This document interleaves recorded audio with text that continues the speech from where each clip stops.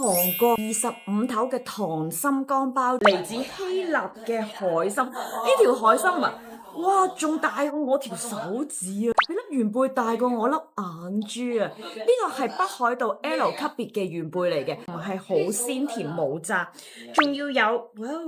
金沙井蠔非常之正，每一啖都充滿住水分嘅。佢仲有大大嚿嘅花膠，仲要加埋佢入邊咧有玉米雞。哇！你睇下今日我哋咧食呢一個非常之正嘅盤菜，呢個盤菜咧唔單止係一道美食，更加係傳統文化嘅結晶，都係一個頂級食材，充滿驚喜嘅。今次我請到好多朋友咧過嚟一齊食呢個盤菜，呢一個盤菜咧佢係6人份量嚟嘅，仲要咧你睇下，哇！佢隻鮑魚超級大粒啊！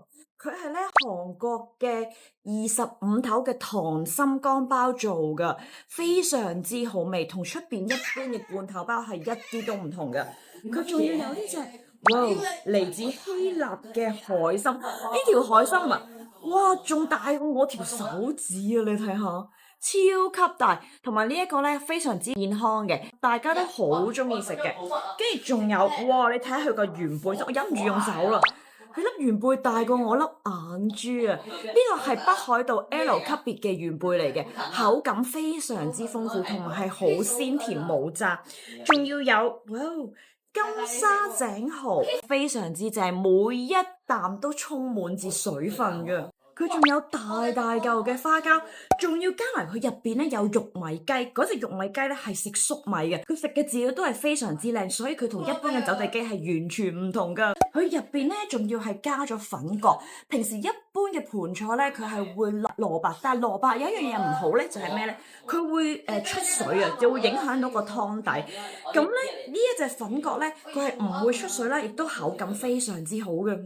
製作係非常之嚴謹，同平時一般嘅盤菜係非常之唔同嘅，值得擁有。呢一個盤菜咧，我哋已經做咗幾年嘅啦。每逢咧春節啊、冬至啊、聖誕節啊、做節嘅時候咧，都超級爆單嘅，所以你哋快啲落單啦！呢個盤菜咧，佢會連埋個煲俾埋，加翻熱咧就已經可以即刻食噶啦。